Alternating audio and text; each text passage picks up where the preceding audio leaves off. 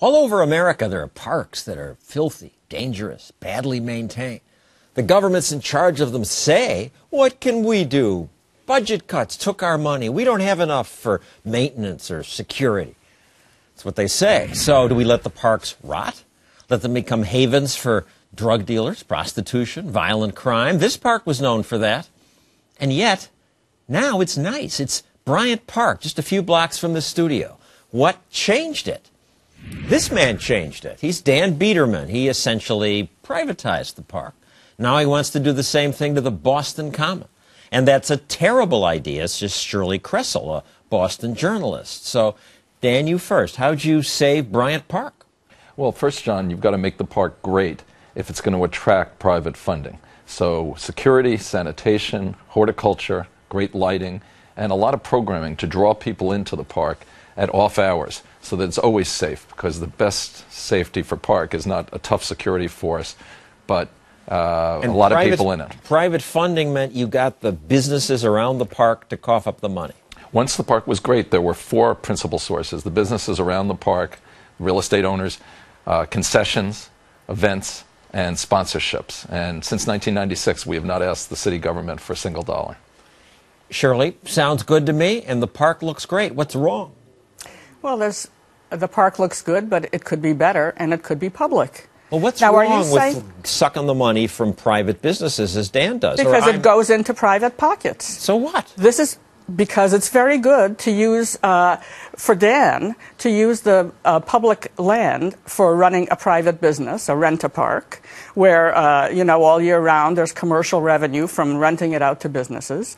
He keeps all that money. People don't realize that. I was in the park yesterday. I walked around. I did a little survey.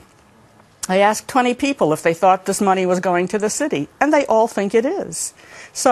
But so what if they think it's going to Mars? The park's nice, and the taxes aren't being hit for it. It wouldn't hit the taxes, and because we have the money left over, and the park could be just as good. Well, Shirley, it certainly is true that the park is very commercial these days. We were just there. There's lots of buying and selling going on. The day I was there, there must have been 100 booths selling food and holiday gifts. Very commercial. On the other hand, the public seemed fine with that. Well, they've done it up nicely. If it was just ragtag stalls that didn't look very nice, it'd be a different story. They're doing a lot of the things that they should be doing to, make the city some money. Make the city some money. You should do it. Making Dan some money. Yeah, that's right. You should do a little study. You feel bad about that? If everybody would feel just as good about it if they knew where the money was going. It's delightful that the public thinks this is a city-run park. That means it's very public. Nobody has viewed it as privatized. And the final answer to these arguments is every dollar that's earned by concessions and sponsorships and events in Bryant Park goes right back into the park. All of that money is earned in these ways. And the way we can afford to provide private skating, public skating for free, which we do, is from those booths and from a sponsorship from Citi, which has been very generous. CITI. All right, well, let's talk about your next fight. Let's talk about Boston. The Boston Common was once a common grazing field, a common in the 1600s. It suffered the tragedy of the commons. It was overgrazed. Now it's a park. It's been managed by government for about 400 years. Badly managed, and this is the result. So, Dan, your plans? Well, the last thing we want to do is privatize Boston Common. Boston's not New York. There, it's not as commercial a district. There, John, we are in the position of coming up with ways to greatly augment the city's budget, which everyone involved feels is inadequate.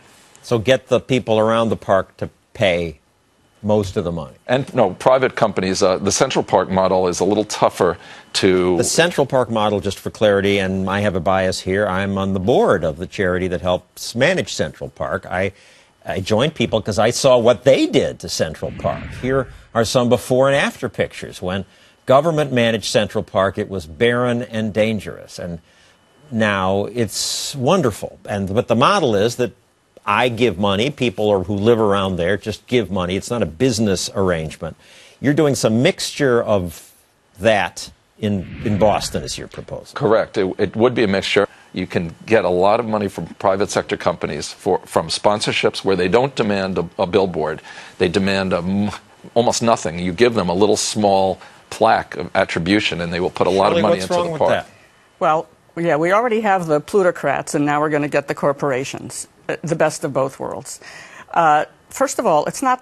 The point isn't what the size of the billboard is. The problem is that we don't need to do this, and we don't need to. What's the harm in doing it? To teach our next generation of children that the only way they can get a public realm is as the charity ward of rich people and corporations. We can afford our public realm. We're entitled to it. We pay taxes, and that's the government's job. This is not a model. This is not a model. It's a good model. It's not a model. We have to hold our government accountable. I don't know what will And happen there's in the no rest of the reason not country. to. It's working in Central Park. It's working in his New York City park. Why not try it in Boston?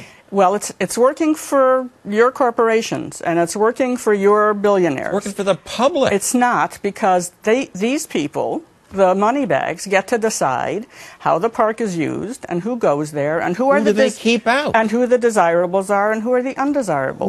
Who are the undesirables that are kept out? Undesirables are primarily homeless people, which are always the first thing on the list of how to deal with the homeless people. Want more homeless people in the parks? Well, homeless people have to be somewhere. If we don't make a system that accommodates people who don't have a place to live, they have to be in the public realm.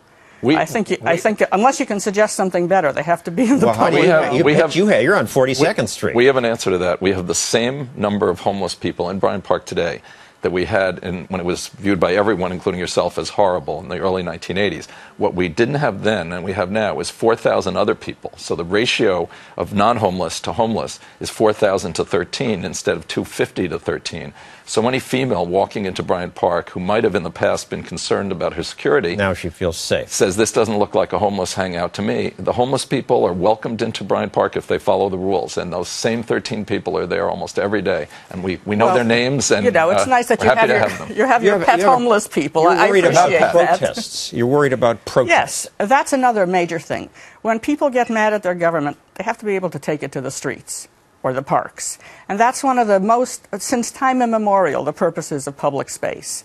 And a lot of this privatization, and it's true of other parks in Boston, and I'm sure here also, was to stop the rallies and the be-ins and all that, 50,000 people wanted to protest Bush in Central Park, and we're not allowed. We're not allowed. But they would have killed the grass. What's more important, democratic free speech or the grass? You can replace the grass. Well, you could It would take both. 2 years.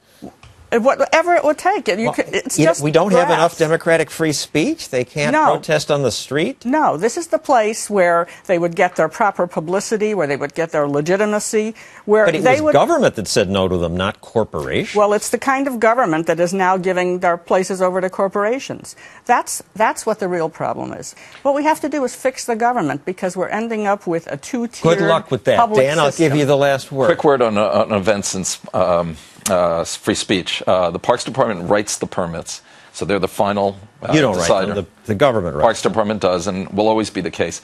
And anytime it's a politician who wants to demonstrate, we've had obnoxious people on both sides. We had a racist preacher. We had a gay pride demonstration where the language was horrible. Both were permitted because under the First Amendment, we're the agent of the city, and we had to let it be. So we do not abridge any speech in Bryant Park or any park I'm involved in. Thank you, Dan Biederman. Thank you, Shirley.